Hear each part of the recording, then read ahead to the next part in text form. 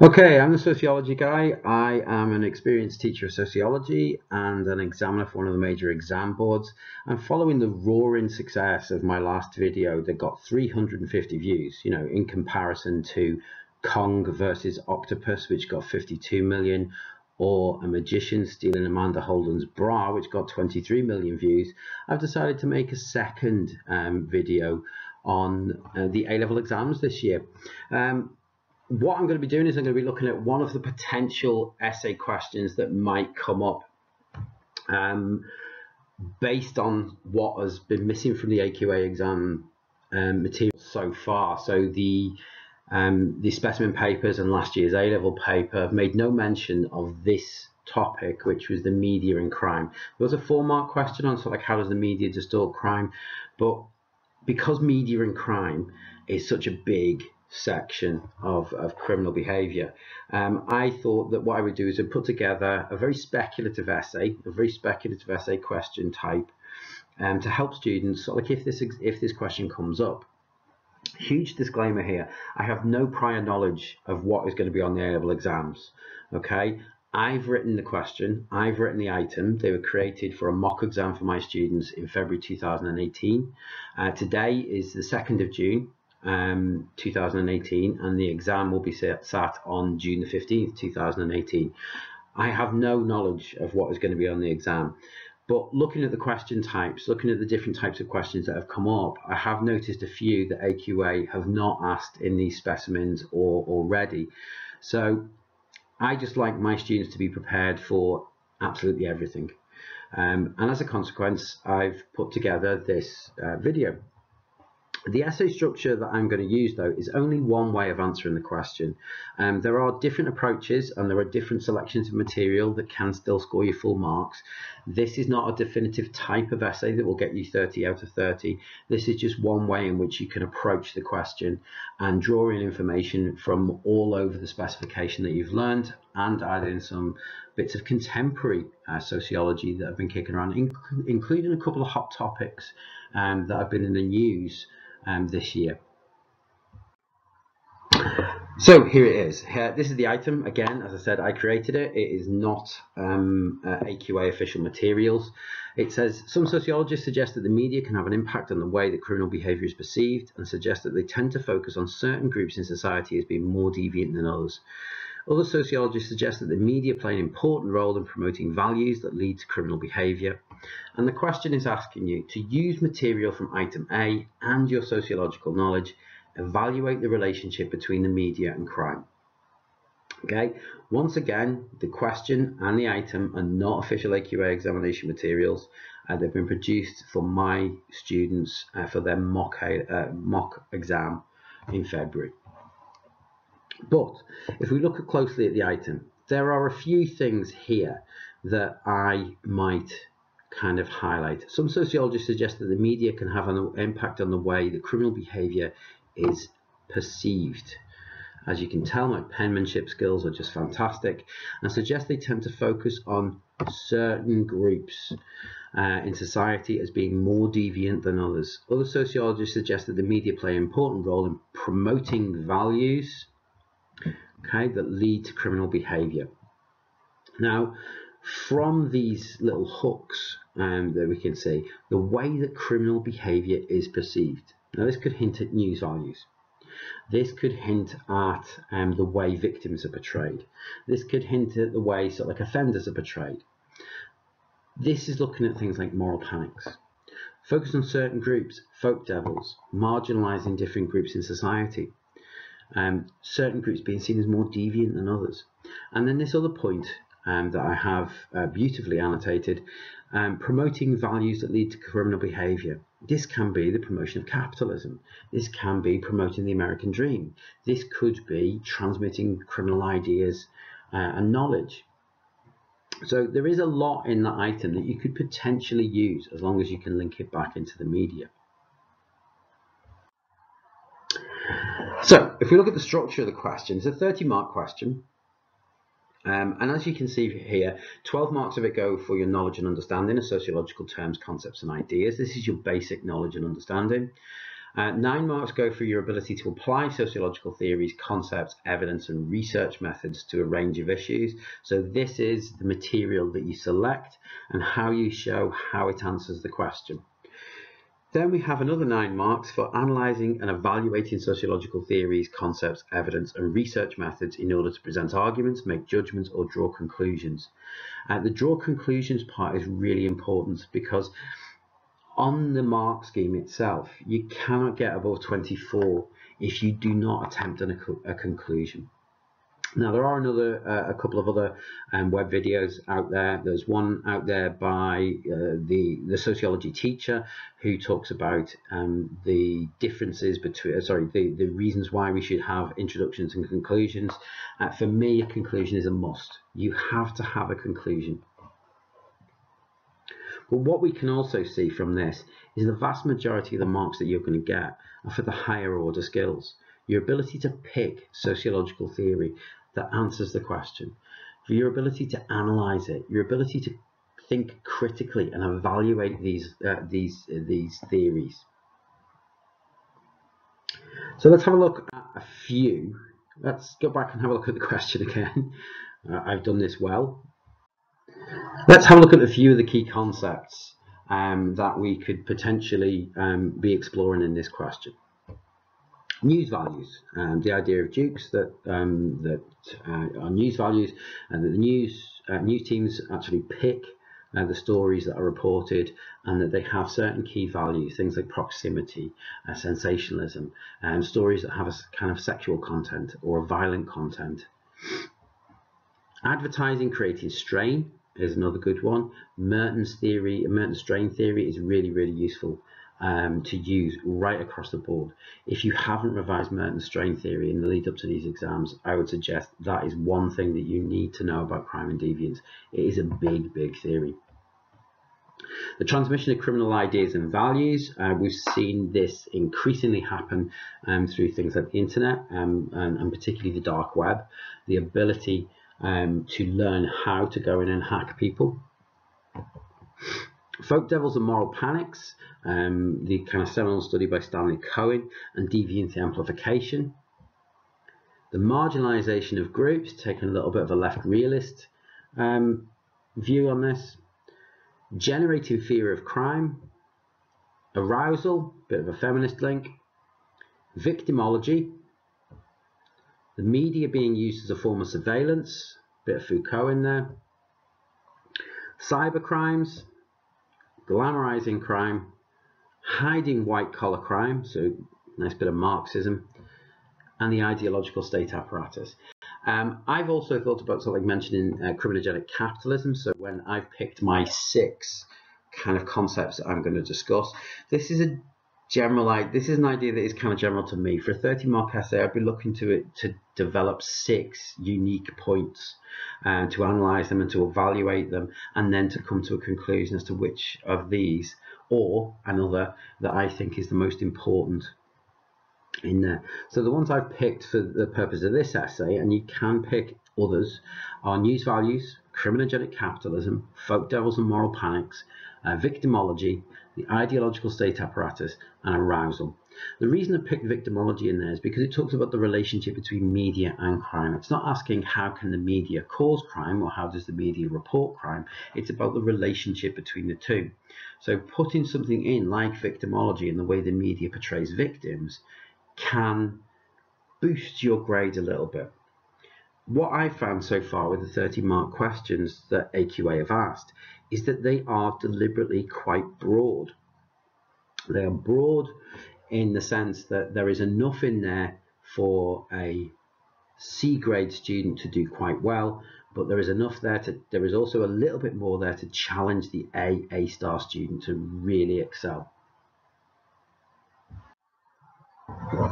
So, introductions. I've already mentioned the teacher sociology and her video clip on introductions and conclusions. If you are in any way wondering whether or not you should include an introduction or a conclusion, I do recommend that you watch that.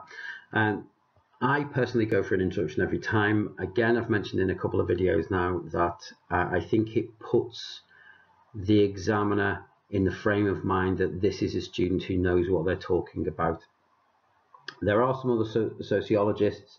I know, for example, some of the sociologists who work for Tutor to You, they suggest that you should use the introduction to develop the item, to take some of the hooks out the item, to make sure you've kind of ticked that box, that you've talked about the item in there as well. So what I would suggest is do an introduction. For me, going into an essay, you've got 45 minutes to write this essay. The worst thing I see as an examiner or as an invigilator or as a teacher is that as soon as you sort of like say turn over that piece of paper, students open it and their pen touches the paper straight away. The introduction gives you a little bit of time to think about what am I going to talk about, and what it is doing here. And if you look at this introduction, it is showing you how I'm going to answer the question. And if you were to move up to higher education, usually your introduction or your abstract highlights how you're going to address the problem. So it is good practice to do an introduction.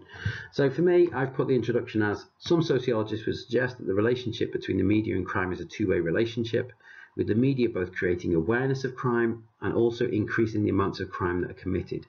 Item A suggests that the media can pass on values such as conspicuous consumption, or by creating sexist stereotypes of women that lead to crimes. Other sociologists suggest that certain groups in society are portrayed to be more deviant, and this suggests that the media can create scapegoats of individuals that they perceive to be a threat to the established value consensus. Just before I move on, in this paragraph, what I've done is I've highlighted two ways in which you can reference an item. So the one I am so beautifully underlining here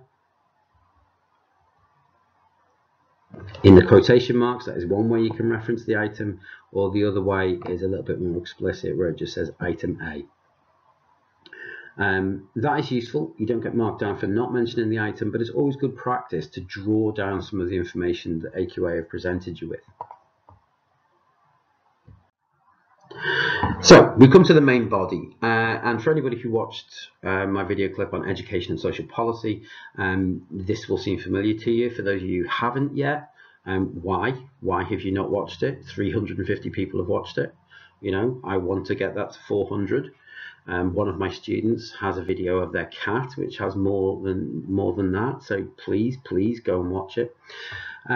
What I suggest is when you're answering the main body of your exam, is that what you do is you apply your knowledge of sociology in the first line, and you show how that answers the question. It's one explicit sentence that says one aspect one way in which the media and crime are related is Then what you do is you explain. This is a little bit more of your AO1. You've highlighted a concept in your first line. It could be something like criminalgenic capitalism. In the second sentence, what you're looking to do is explain what is criminalgenic capitalism. And then we move on to the analysis. Now, analysis is one of those skills that students find very, very difficult to define what it is. My understanding of analysis is that it is a deeper understanding. Whereas you explain, this can be seen as your quite superficial understanding. This could be something like material deprivation is a lack of resources. Your analysis is explaining how that impacts on an individual. Okay, so it's a deeper understanding. It looks at the impacts, it looks at the processes behind that. And then finally, we would look to evaluate. Now, in this essay, I've put 2 evaluations in. What I would suggest is that there are a number of different types of evaluations, and there is a sociology teacher on YouTube called Steve Bassett who has got a great kind of video about the different types of evaluation. I tend to focus on what I would see as being the type of evaluation that is going to score you the most, which is explicit and relevant evaluation. Now, what this means is you are going to criticize the point you have just made. All right.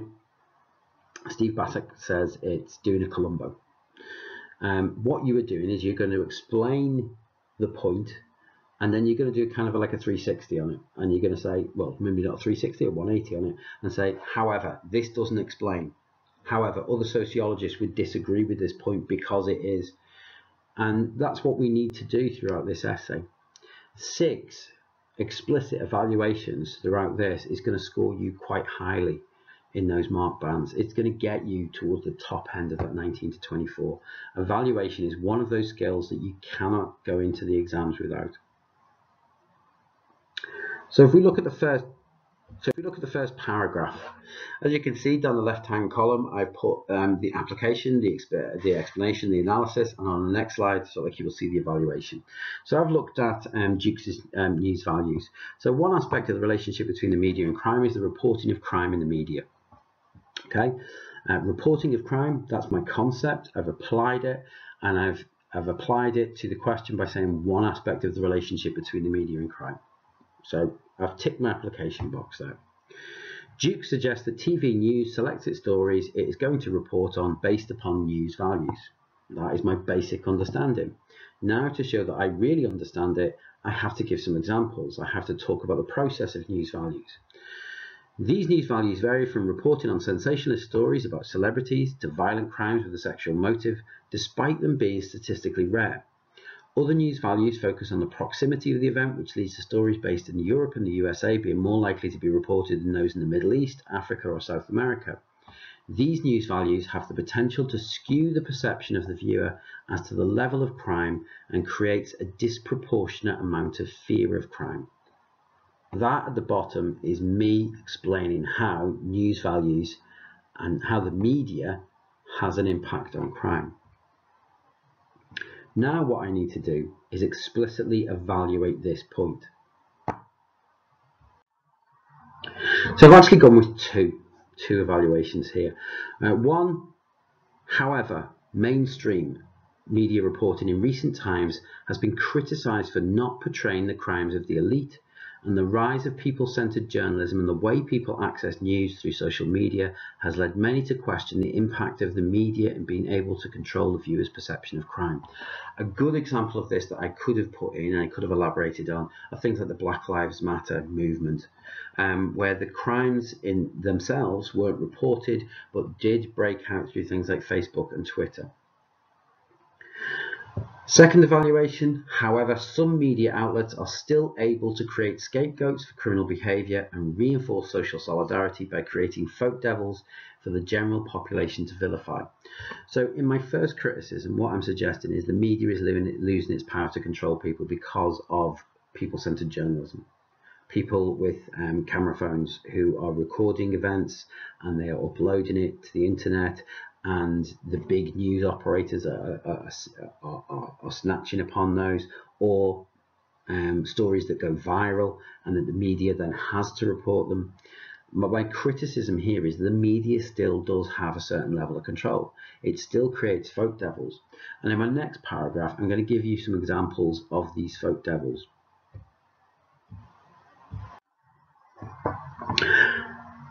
So here's my application. A further aspect of the relationship between media and crime is the creation of moral panics. Okay, my explanation of what a moral panic is. A moral panic is created by the simplification of an incident, and I've given the example of Cohen demonstrated with clashes between mods and rockers in the 1960s, which is then amplified by the media or moral entrepreneurs to instill fear into the general population. I then need to actually go a little bit deeper to get my analysis. The media achieves this by identifying folk devils or groups that are deviating from norms and values of society, giving them negative publicity for their behaviour, and suggesting that they pose a threat to the moral fabric of society. And here's the examples. An example of this would be Islamic fundamentalists attacking civilian targets in the UK. In this example, Muslims become a folk devil and terrorism becomes a moral panic, despite incidents of terrorism being relatively rare in the UK. And comparatively to the rest of the world, they are still relatively rare in the UK. I know we have had an increase in them in the last 12 months. However, they are still incredibly rare in comparison to the rest of the world. Okay, so the two evaluations I've got on here. However, it is argued by critics of Cohen and other interactionists that they are suggesting that the perpetrators of crime are actually victims. Furthermore, it can be argued that it is deterministic to suggest that folk devils are feared by the general public, with many moral panics fading over time. It can be argued that some moral panics, such as teenage pregnancy, homosexuality, drugs, and rave culture, have actually gained greater social acceptance as a result of moral panics. And this is true. Rave culture, for example, has gone from being in the late 1980s, from being a deviant subculture where young people sort of like would go and take drugs in disused warehouses out in the country and dance till the early hours of the morning, to being very, very mainstream. And, you know, within 4 or 5 years, rave culture was mainstream culture, you know, and that is something that the media actually helped happen. And this is my second point. Other sociologists would argue that the media also plays a significant role in these subcultural behaviours becoming part of the mainstream. And we can see that. We could see tabloid newspapers reporting on rave culture and sort of like explaining what happens during rave culture. We can also argue that by vilifying rave culture to young people and saying this is dangerous, this is immoral, we were almost sort of like saying, we were almost holding up a flag saying, take part in it, become part of it. You're young, you should be behaving immorally.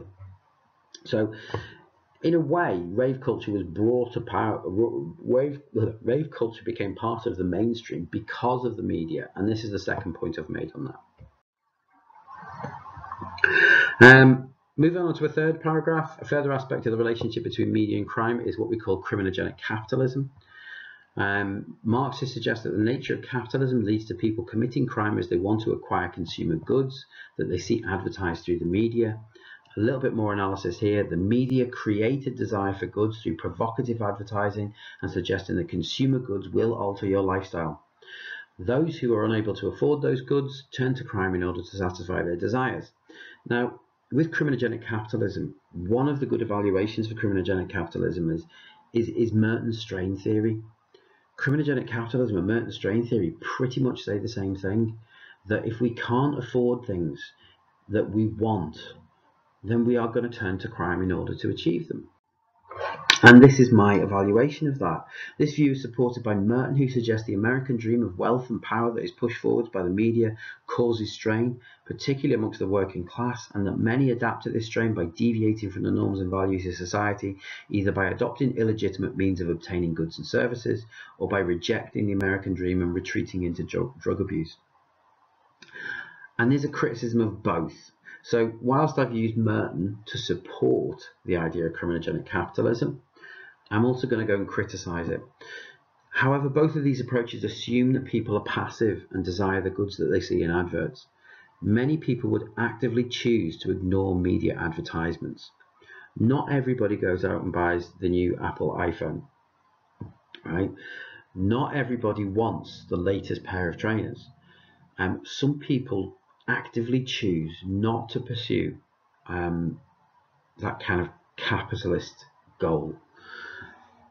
And as a consequence, Merton's ideas and the ideas of criminogenic capitalism can be criticised because they are incredibly deterministic. Paragraph 4, a further aspect of the relationship between the media is the portrayal of victims. So, of course, remember the question asks about the relationship between media and crime. Well, an aspect of crime is the victims. Some sociologists suggest that the media portray victims according to an age fallacy and a class fallacy, often choosing middle class and older people as being most likely victims of crime. That's a statement. Now we've got to explain it.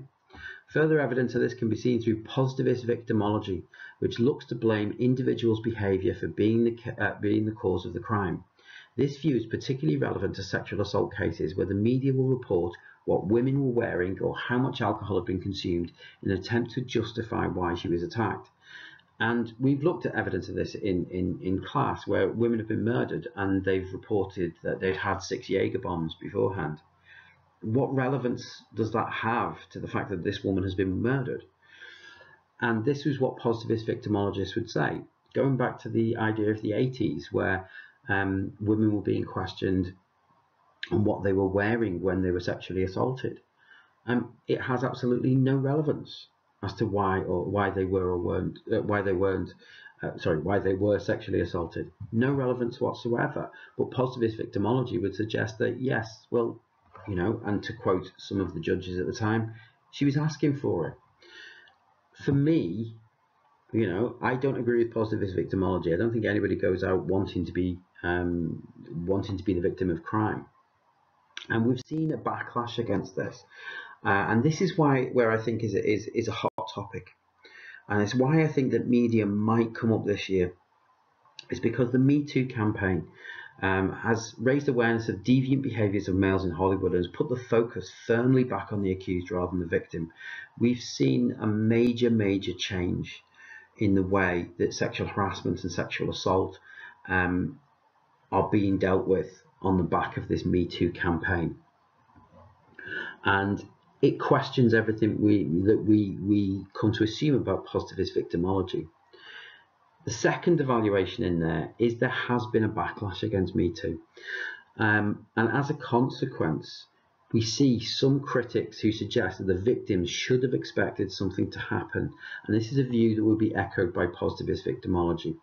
So what I've done in this paragraph is I've evaluated and then counter-evaluated to try and give the way that the media report crimes a little bit more weight, if you like, by talking about positivist victimology, criticising it, and then counter-evaluating it. Our fifth paragraph, further analysis of the relationship between the media and crime, is offered by Althusser's concept of the ISA. Althusser suggested the media is one of the key socialising agents in passing on the ideology of the ruling classes. Media acts as an agent of the state in setting the norms and values of society and transmits these to a passive audience who internalise these and engage in socially approved behaviour as a result. Furthermore, the media condemns those that deviate from the norms and values of society, and this helps the ruling classes to control the behaviour of the working classes. Now, there is an obvious link here now into Durkheim's idea of boundary maintenance. So even though Durkheim's idea of boundary maintenance isn't about the media, we can say that it is being reinforced by the media. So this is our application of an idea to an essay question. The view is supported by Durkheim's idea of boundary maintenance, which suggests that particular crimes reinforce the collective conscience of society and people condemn the wrongdoers. However, whilst Durkheim sees this as having a positive function in society, Althusser suggested that media deliberately focus on the working classes in order to instill a form of social control upon them. This could be elaborated a little bit more with an example. So you could talk about binge drinking and how that is seen as being very much part of working class culture, and yet it is vilified on the television and through programs like Booze Britain and Banged Up Abroad.